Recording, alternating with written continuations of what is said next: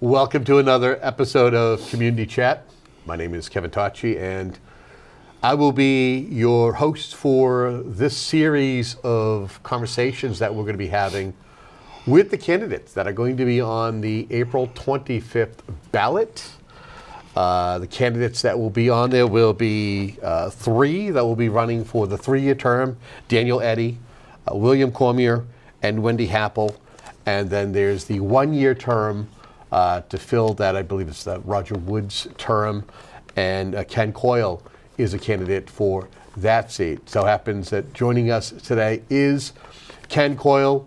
We're going to sit and talk about some of the issues. The idea of what we're going to be doing over these series of conversations is to get a better idea as to the candidates, as to why they're running, some of the issues that they're passionate about, and their thoughts on some of the key things that you care about as Abington residents. Welcome to the show, sir. Welcome. Thank you for having me. I guess the first thing we would ask you is, folks know who you are. Tell us a little bit about yourself for folks who may be new to the town and maybe new voters in Abington. Okay. A lot of people know me I worked at Trukey's for a long time. I don't work at the store any longer, but I still work for Trukey's. So you probably see me there. You might see me around town selling hot dogs with the Lions Club. And I'm really proud of Abington Celebrates, which I'm one of the founding members on the board of directors, and I'll probably touch upon that later. Because I want to remind everybody about some of our events. I live on High Street with my wife, Michelle, my 3 stepchildren, my daughter, Kendra, and brand new granddaughter. They live in South Abington. Congratulations. Which is known as Whitman. Everybody, all my stepchildren, my daughter, myself, went to Abington Public Schools. I started my career, and I don't like to refer to myself as a politician, but I started on the Sewer Commission. From there, I went to the Finance Committee, where I learned a lot.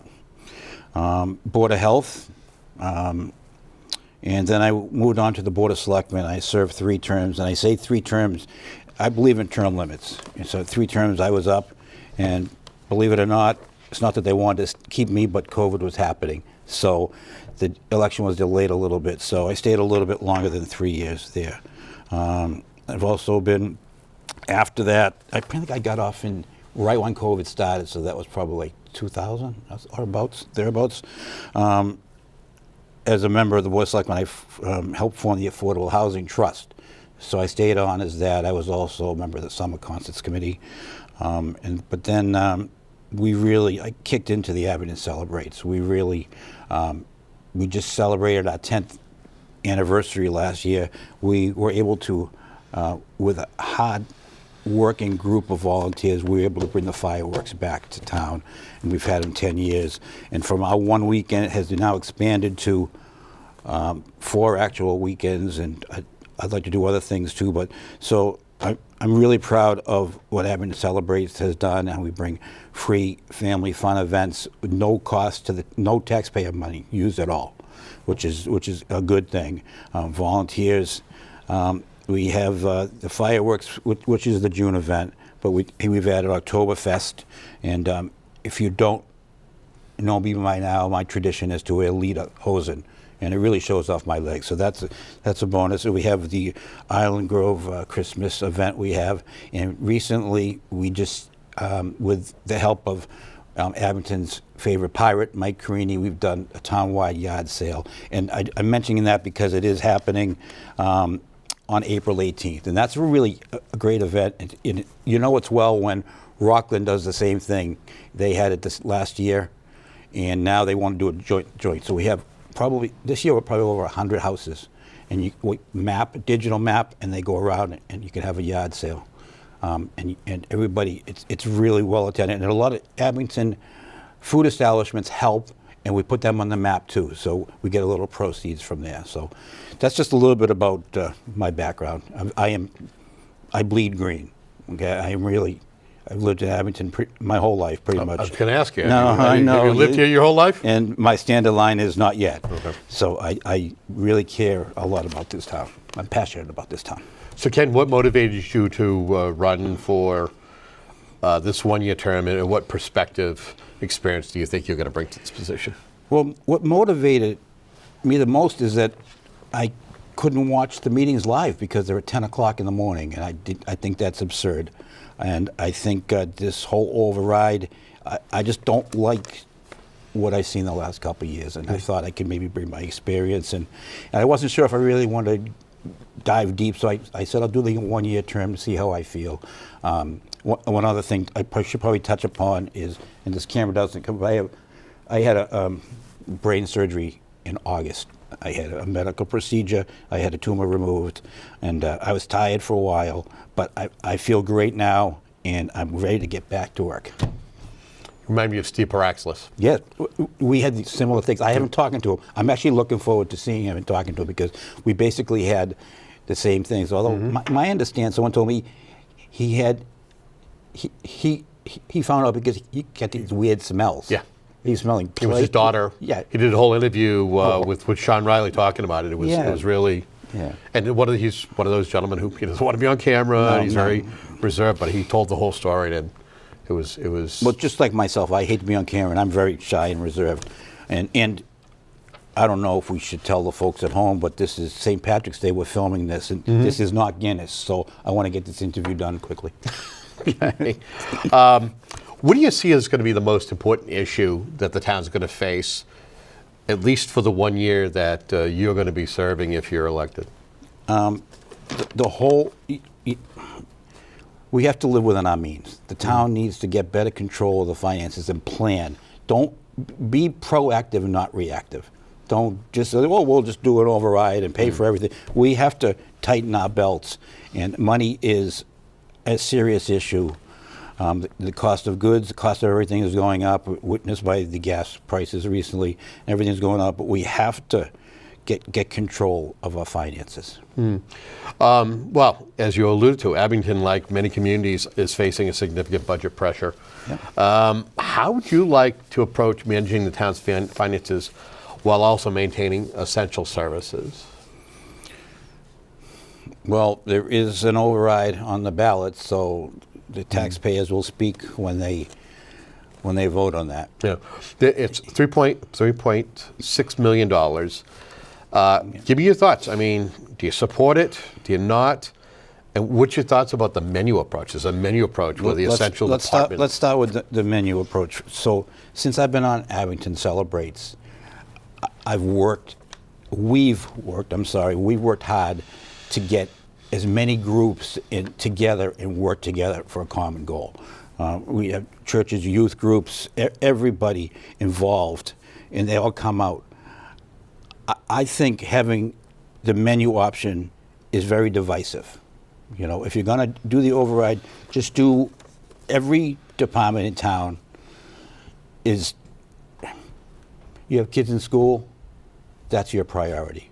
You know, if you're a senior, the senior center, the town hall is your priority. Everybody has different priorities in different times of their lives. Just until recently, I realized the importance of the ambulance service and whatnot. And you just look out to the streets and you realize the DPW is pretty damn important this year, and it's still going to be important because these potholes, are going to be tough and between the snow. So I don't think it's right to prioritize, and it contest, because you're going to have some groups that have funds, will have a lot of backing, and you're going to see signs popping up. It's spring, you're going to see political signs, but you're also going to see signs for certain of the overrides. And the smaller budgets, I think, are going to suffer. I think it would be more important to just put them all together. Tighten the belt as much, and have the smallest override you can have, and not pick and choose. So, overrides aren't necessarily a popular thing. No. So there's a very real possibility that after the election on April 25th, town meetings on May 4th, if it doesn't pass, in your opinion, what steps do you believe the town should take to balance the budget and make sure that services are provided? Well, we have to cut costs and provide additional revenue, come up with additional revenues streams, which is all stuff that should have been done, maybe has been done the last few years. I know that, and someone can fact check this, but I believe my time on the Finance Committee, my time as a selectman, we didn't have an override. Because we were pretty conservative with our estimates and maybe the town managers at the time were conservative. I think I was on the Finance Committee before there was a town manager on the Finance Committee actually did the budget. There have been some debt exclusions, obviously. We're in one debt exclusion. Yep. But you have to start cost savings, and some of my ideas will not be popular with some of the departments in town, but you have to look at everything. You really do. And I will tell you that when the town manager gave his presentation on the budget, he had some, in writing, he read some cost-saving additional revenue proposals, and I hope I can read them if you want to go over them, but I just hope that he's starting to work on some of those. Well, it's funny you said that, because one of my questions here is, beyond tax increases, are there creative ways for the town to pursue to increase revenues? What are some of those ways? Do you have? Well, first of all, saving money increases revenue, but there's different things. Let me just read what, you go out to bid, they're talking about rebidding the trash. Well, let's take it a step further. Let's rebid legal counsel. Maybe we can save a few bucks there. Maybe not additional, it's not additional revenue, but it's cost savings. Possibly, there's a thing called a TIF, which is tax incremental funding, I believe, is financing. And years ago, when Cape Cod Lumber sold their property on Route 18 and they were going to leave town, the Board of Selectmen worked with Cape Cod Lumber and kept them in town. And now they want to have Abington's best business. We created a TIF.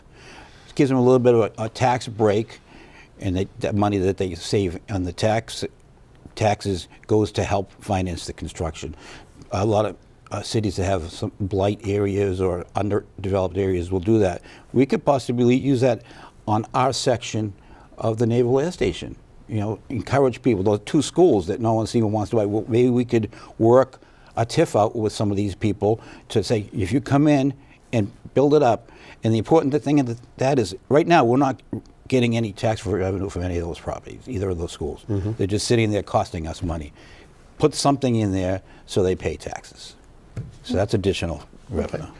Some residents have suggested possible cost-cutting measures, such as maybe reducing town hall hours or even the library hours.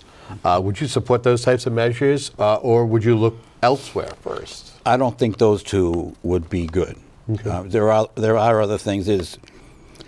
And again, I like to think outside the box sometimes, and I would actually reach out to town employees and say, do you have any ideas? Have a contest. Say, if your idea gets used, maybe you can get a day off or a bonus or something. But nobody knows better where there's waste, where there's opportunities than the town employees. I would definitely, because they're the ones that are going to suffer the most too. Mm. So use that. I'm going to stop getting people upset now, but I've always wanted and thought that the senior center is a beautiful building. It's got a kitchen that is a deluxe kitchen. It's got the stage. Why don't we rent it out for functions? And encompassing that, rent it out for functions. The cost for a wedding is crazy.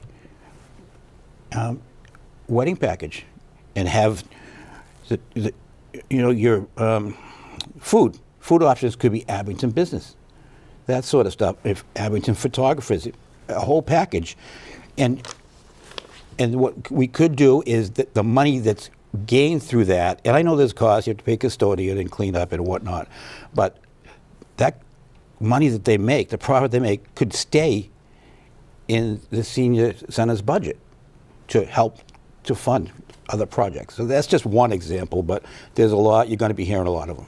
So. Okay. So I've already started to piss some people off, I think, but Again, you talked about difficult budget decisions here. Yeah. What services do you believe should be prioritized or protected? Well, that's another thing too about this override. that prioritizes different departments, and I don't like that, because every department is important in town. And they're equally as important. I think I just touched a little bit upon, you got kids in the school system. The schools department is very important. But once your kids are out of the schools, as you get older, the fire department, the police might not be that important until someone breaks into your house. The DPW, you don't give a thought to that until, you need your house to be plowed. And the trash is a big thing. We really need to look at that and investigate that. To see how there's some cost savings there. They were talking about going out to bid. Trash is important. I don't know how many of us have missed a trash day, and then you realize, I've stomped up, water and milk containers, stomp up and down on them just to jam them in the trash, into the recycle barrel. I will note that one of the questions that I have here was Yep. to talk about trash and waste disposal. Yep. And I know that at last year's town meeting, there was a conversation about how to take care of that, because the previous town manager felt as though the costs were growing exponentially, and there Yep. needed to be some way to manage that. Do you still foresee that being an issue moving forward? And do you feel that it's going to be important to be able to have some kind of conversation with our trash haulers and the folks where we take our trash?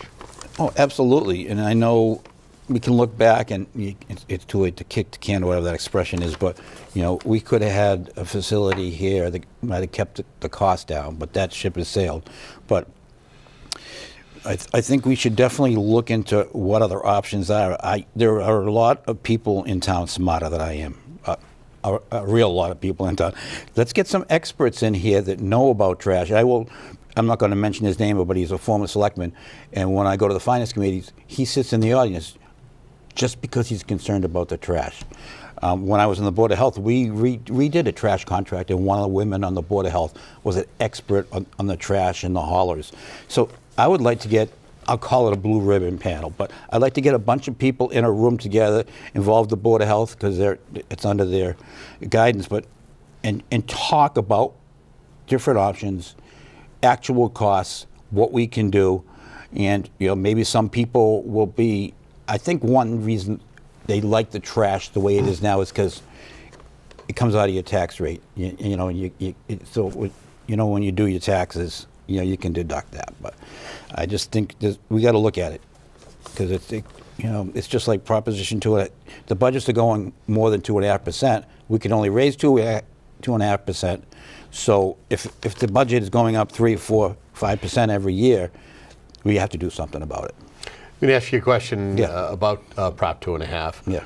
This is something that has been 40 years since the early 80s. Mm-hmm. Is it time to modify Prop 2.5? There are rumors, there are whispers in the Boston area about a movement to do away with Prop 2.5. Is it time to modify Prop 2.5? Modify, yes. There's, even though I'm not a selectman or involved too much in the politics of the town, I still go on the MMA site, which is the Mass Municipal Association. Yeah. Exactly. And there's a lot of great information about that. They put out a flyer, an article, study called Navigating, what's it called? The Perfect Storm Report. And I've heard other town selectmen talk about it. And it just talks about how all the Massachusetts towns have gotten to where they are now and being forced to do overrides. It's because the unrestricted state aid is not keeping up with everything else. We have to get more funding from the state. We have to. And there's a whole bunch of different things. I would recommend, if you have the time, to go on the MMA site and just look and see what they have, because they got together and had a rebuttal to the perfect storm with different ideas, and I probably printed some of them out. And I hate to read, but it's a perfect storm documented just how close to the brink many municipal budgets are. And we're a prime example. We have to restore local aid. That's the foundation for strong local services. And I'm quoting the article, and I apologize. We want to make sure that all local aid programs are fully funded, Chapter 70, Education Aid. We get what we deserve. But they talk about Proposition 2.5 flexibility. And I don't want to steal somebody else's thunder, but allowing communities with approval of their voters, which is an important thing to do, to implement gradual multi-year overrides. Instead of doing it all at once, maybe slowly do it. Maybe increase the 2.5 annual levy limit temporarily or permanently. So there's different options that a lot of the officials throughout the state. A little flex to it. Yes, exactly. Are trying to come up with. One example is increase the levy limit with a fixed cap such as the CPI, Consumer Price Index, which makes a little bit of sense. But the key is we need to go to our state rep, our state senator, and say, fight for us. Fight for all your towns. We need more help because it's not coming back to the towns like it's supposed to, and the percentages are way down. Let's talk water. Water capacity has been a major issue. It's tied to future development in the town. What approaches do you think the town should take to ensure enough water supply while managing growth? Well, it's funny you said that because tomorrow night there is a meeting. At the high school? Yes, exactly. There's not a lot of buzz about it, and I really don't understand. I think things have changed since I was a selectman. When I was we were negotiating to buy the air, I keep calling it air base because I remember the air shows, the air base. The town voted that no residential could go on Abington's portion. That has changed. Also at that time, all the water concerns would be taken care of by Weymouth. I don't know what's happening now, but I'm going to go to the meeting tomorrow night to find out. I think they want to free up some of Abington's water to send that way, maybe on a temporary basis or whatnot, but I thought that our water was close to capacity. They're pumping out as much as they can. So there's a lot of questions about that, and I need answers. I don't know enough about it, but you know, if we need the water, we need the water. Well, I mean, there are a couple of different approaches. You could purchase desalination water from Brockton. Yep. Right? Now, who knows what that cost is going to be, and if you're able to commingle it with any other water sources that you're receiving. Does that? I'm going to ask you questions now. Does that go through Brockton now? Is that what they use? Yeah. Well, no, I think they use that as an emergency. Oh, okay. They have access. I mean, back in the early 90s, a little bit of a history lesson here, Brockton was forced to find a secondary water source because, I don't know if you remember back in the day in the Enterprise, in the obituaries, you would see Silver Lake and how much was taken from Silver Lake, and Silver Lake's down X amount of inches. I did a water series many years ago about Silver Lake. The city of Brockton has had access to Silver Lake for over 120 years through legislation. The legislation was updated in the mid-'60s. They needed it for purposes if there were fire, also for drinking water, while also it was going through other communities. A lot of other communities fought it because of the contamination. Some of it was thought that Brockton used the water and pushing water back into the Monpont ponds caused issues like cyanobacteria. And that wasn't necessarily the case. They later found out that little extra use of manure and it getting into the water, the ponds, caused more of that cyanobacteria than anything else. But the state forced the city to go find a secondary water source. Hence, the desalination plant in Dighton, which they've had a multi-year contract. They are pursuing possibly purchasing that. It's who knows where that stands, and there's a lot more that has to happen in order for them to purchase it. But I know that they have been actively looking at a lot of South Shore towns to purchase the water. The other option, other than buying the desalination plant, is hooking up to MWRA. Right. That is not an easy fix because not only do you have to have the conversations, but you're probably looking at anywhere from 10 to 14 years before you're able to hook up to one of the nearest spots, and I believe that might be in Milton or Blue Hills area. So Weymouth doesn't have MWRA? I couldn't tell you. They don't. Oh, I couldn't tell you, but if Abington wanted to hook up, Brockton, when they were exploring back in the early 90s, they did look at MWRA as an option, but went alternatively with the desalination plant. So again, I ask you, do you feel that either of these options are something that the town should explore. And it's also said that the desal plant allegedly, you don't have to worry about PFAS, allegedly. Well, every option should be explored. That's kind of a no-brainer. Every option should be explored. Good. And I want to thank you because you took up some of my time. And as I said before, there are a lot. But wait, there's more. No, wait. But there's a lot of smart people smarter than I am. So thank you for I'll call it a lesson, but thanks for it. I knew about the desalination. So, Okay. So thank you. But what about, water quality? That's another thing. But people are concerned. We know that a couple of years ago we learned that the towns, Abington and Rockland, had to purchase these filters to be able to take the PFAS, the forever chemicals, out of the drinking water. Give me your thoughts about that situation. Well, I hear they're doing everything they can do. They're not doing anything wrong. Maybe that's so, and maybe they're putting money into it. I went on their website today because I knew this question was going to be asked. It's a question that a lot of people ask, and a lot of people online complain about the water. And working at Trukey's, I know how much water we sell. It's crazy.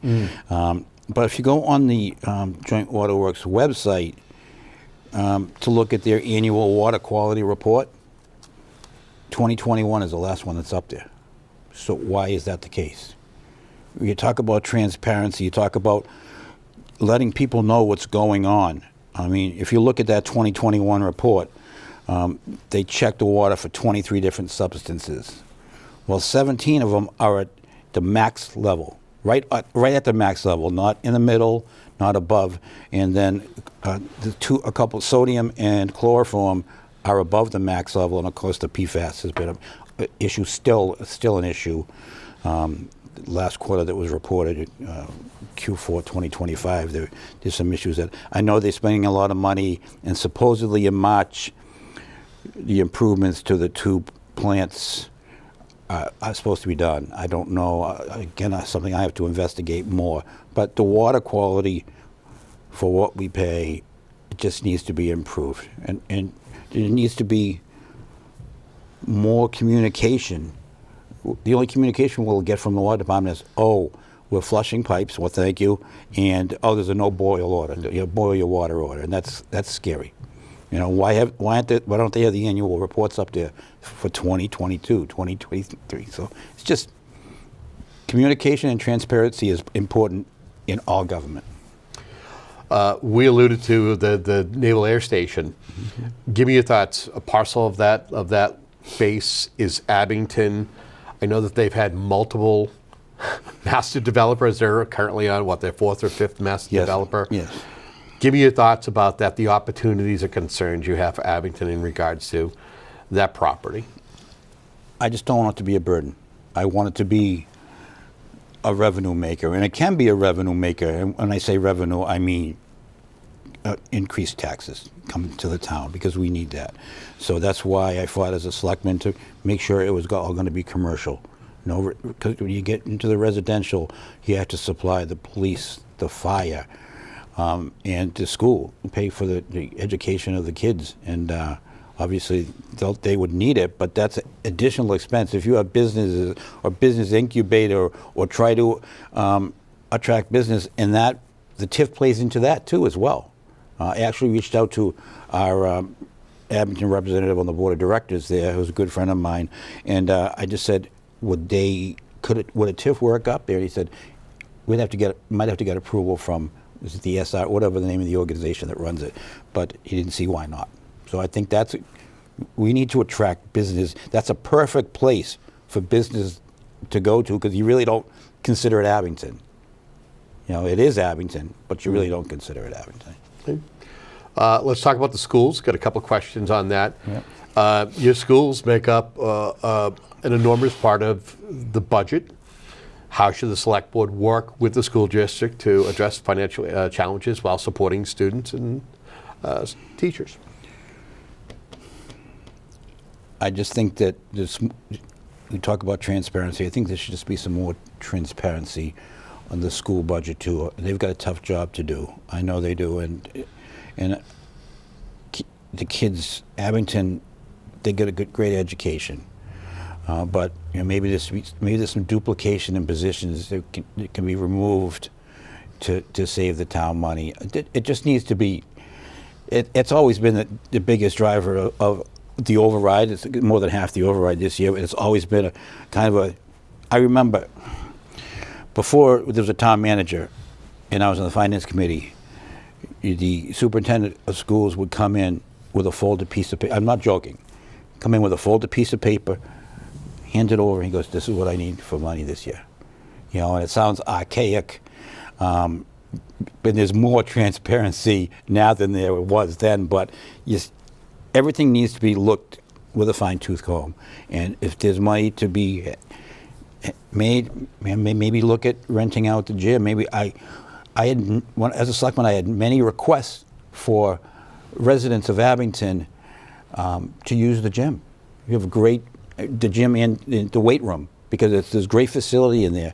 Well, maybe we can come up with a way that residents can use it. They pay for this. We all paid for this. So maybe there's a way that they can use that and just get a little bit of more money in the coffers. So. Mm-hmm. We know that we're in the middle of a project building a new DPW and fire station. Yep. Our community's always looking what's going to be the next project.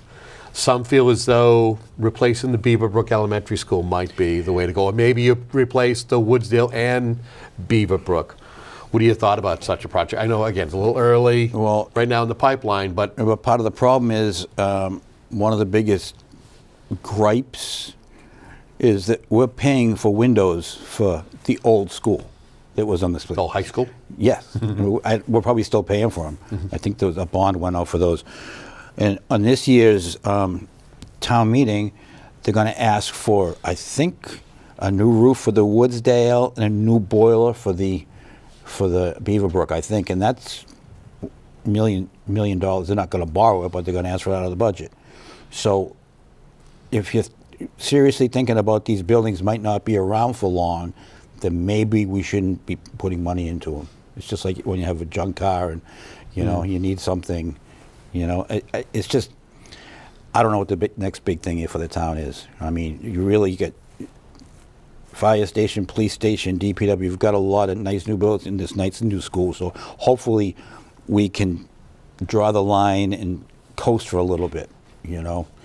I find that, again, I'm going to start pissing people off, but when people have their own building, oh, it's my building. You can't use it. We know we can't do that here. We can't use this building anymore for, you know, and everybody.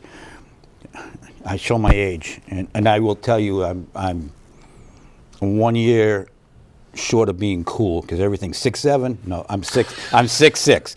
So, but there was a lot of controversy up here about.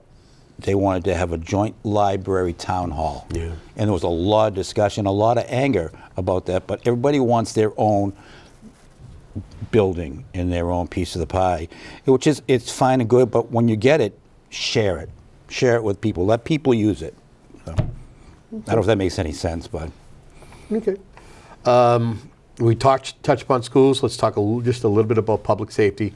Police, fire, emergency services, core responsibilities of local government. Yeah. Do you believe Abington is doing enough to support those departments? We'll find out in May, right? When the override happens. They've done a lot, and I'm proud to say that I think I had a lot to do with some of the changes in the police department, and we've done a lot, and we're up to full staffing for the first time in. It's probably 20 years.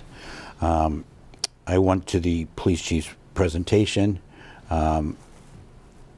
He was, and I told you beforehand, ever since I had my surgery, I get emotional. Sometimes I'm just so happy to be alive, and I have a passion for this town. But the police chief was going and pointing out every member that he might have to lay off, and he was getting emotional, and it meant a lot.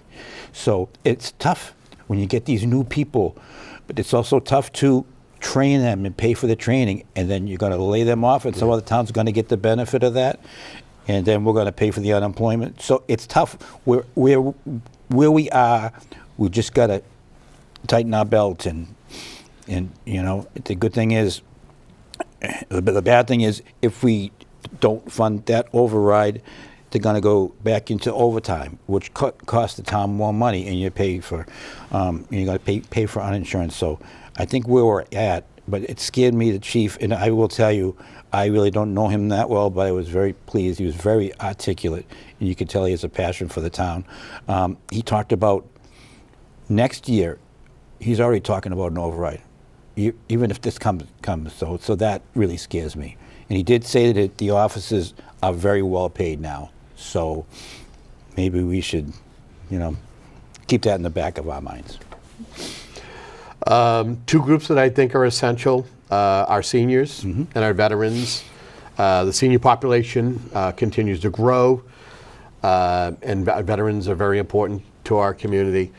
Do you feel that we're doing enough for these two groups? Are there additional services or programs that we can offer them, especially in times of financial crunch? Maybe there's some kind of abatement programs we can offer them to have them more involved. Let's start with the seniors. I understand you were up at the senior center today, getting the free lunch, right? Is that true? Or? No, it's filming the free lunch. Okay, all right. But the senior center is very used a lot, more than it used to be in the past. And I know my mother's an example. My mother-in-law is an example. There's a stigma. I'm not going to the, it's a great, there's a lot of camaraderie. Thank you. Yep. And Amy does a great job. Suzanne before her did a great job. So there's more usage going up there. So and I appreciate this. And did you know when I just told you I was on the yes no, I was on the Joint Waterworks website today. They offer a $10 discount for seniors on the water bill. Well, maybe we should let the seniors know about that. Maybe we should inform them more. Maybe even put something on the website or a board down there at the senior that says, "Did you aware you can get this discount?" And the senior tax rebate program, is that being? Can we expand it? We might not have the money to do it, but maybe make sure it's fully used. But I would encourage, if there's businesses in town and any other group departments, if you offer a senior discount in cable, let them know about it. Even if we put something on the town website to let them know about, or at the town, if there's money to be had. I used to get offended if I went to Dunkies and I got a senior discount. And now I don't ask for it, but I'm not going to turn it down. Take it. So it's worth noting to re-answer your last. Actually, Richie does a great job with pastrami, and I did have a little bit today. It was fantastic. Very good. And I will tell you that my much younger wife was down at the senior center. I know today, she was enjoying the ice cream, from what I was told. No, it was mint. She doesn't like mint. I'm talking too much about myself. I know. Unless maybe she was lying to me, but but it's a place where all people get together and they have a blast. They had a good time. She went. I keep talking about personal. She went to the Halloween party there. She was encouraged to go. She went as Ozzy Osbourne, and it's a fantastic costume. And oh my God, we actually have it. We actually taped it, and it was a fantastic costume. Yeah, she actually did an impression of Ozzy for us. We have that on film. Okay, so I think I heard that. But the point I'm trying to make is that the seniors went up to her and they appreciated her coming. They wanted selfies with, my kids love Ozzy Osbourne. She had a good time. So it's not just for older people. I have to keep working. I can't afford to retire. I love cribbage. I would love to go up there. And obviously a free lunch is a good thing. I would wish I could spend more time up there. And I will at some point, a couple more years. Are you any good at cribbage? I got a board in the car. Okay. We'll have to find out. Let's talk about transparency in government operations. I feel that transparency in local government is very important to its residents. What steps would you take to ensure that the select board communicates clearly and openly with the public if you're elected? How much time you got? We got a few minutes here. First of all, I just stressed the point that I'm still working, and a lot of people are working. I can't make a 10 o'clock meeting. I think it's just, I want to say asinine, but it's just ridiculous that you're meeting at 10 o'clock. It's not transparent at all. You know, if you want to watch a selectmen's meeting live, you have to have cable, so you have to pay the bill to have cable. Changes have to be made, and I think they will be made if I get on there, because I'm adamant we have to go back to meeting at nights and letting the public go to the meetings. The website needs work. Make things more transparent. When I was running a few years ago, I tend to ramble, so I apologize for that, but one of the candidates said, "What do you like about your opponent?" And Maureen, she was running for selectman, she says, "I like that Ken explains everything to the people in the audience. You know, all these abbreviations, I just try to explain it, and it's not dumbing it down. It's like, you know, people don't know what these terms are. People need to know. We need to be more transparent. I would like to bring back, because it was eliminated, and I don't know why, we would like to, I would like to bring back public comment. And I know it's a touchy subject now because some in town council says you really can't, but people should be able to engage with limitations with the selectmen. You know, even to the point where I sent a letter to the select board, an email to the select board, because I wanted someone to come down from the select board at the Christmas event Abington celebrates to honor the Hill family, you know, have them light the tree. Mm-hmm. Nobody on the board got the email. It's a group email now. Nobody got it. And your email should be listed. You should be able to be reached, even if you make up one, just so you can get the comments from the residents, because it's very important to stay in touch with them. I would like to have public comment every meeting about items on the agenda. I would even like to have a public comment if there's something like you'd like to see on future agendas, with time limits, mind you, because you know, they can get out of control, and if you have a good chairperson, they can run the meeting. I would also like to take from Mike Maresco's previous town. They do the meetings live on Zoom, so you don't have to have cable. I think it's important. Well, if I can stop you right there. Okay. Yeah. If you go to Abington Cam's website, okay, the meetings are live. Right. Just the select board meetings. Yep. Everything else is replayed. Okay. So. Can you comment? Nope. Okay. I'd like to make it so that they can watch it on Zoom, and if they want to comment before the meeting starts, just put a little note, I'd like to comment on this, on that. Just because people, they need, you're away on a vacation, and you got your phone, you know, you have to watch it on Zoom. I want as many people to watch. There's nothing, there shouldn't be anything to hide. We should meet, you know, and even the people that were on there, they could have taken a nap. They're retired. They could have taken a nap in the morning and stayed up to 6 o'clock to have a meeting. Okay. Anything that I haven't asked you, that you haven't asked, but you feel you want to make sure that you mention before we close out this conversation? No, I was nervous that I would forget a lot of this stuff because I've been out of it for a while. And don't forget about the town-wide yard sale. You want to go on to the Abington Celebrates. That's a fun time. It's right around Earth Day, so you can do a lot of spring cleaning. I am going to ruffle a lot of feathers, but I've learned, some wise people told me that if you're not ruffling feathers, you're not doing your job. So I look forward to looking for some innovative, and if you have ideas, you know, whether you're a town employee or whether you're just someone that saw waste or thinks, you know, it's easy to say, you should do this, you should do that. Sometimes it's not so easy. You know, there's contracts and whatnot and things that have to be done, but there's money to be saved, you know, and I'm cheap. I'm sorry. Okay. If folks want to find out more or if they want to reach out to you, is there a way for them to do that? I think, and my campaign manager can tell me otherwise, but I have a Facebook page, Ken Coyle for Selectmen. You can just go on there, and it's just pretty pictures of me as a little kid, basically, and how I've been involved in the town. But I offer, if you ask me a question, I would definitely answer it. Okay. Well, I want to thank you very much for joining us today. Thank you. And we want to thank you for tuning in for programs like this. Again, the idea is to make you a better informed voter when you go to vote on April 25th. If you don't know as far as your voting status, please contact Leanne and Barbara over at the town clerk's office. They are going to be more than happy to help you. They do a great job, too. I didn't mean to interrupt you, but they do a great job. I think there's an override for the town hall, too.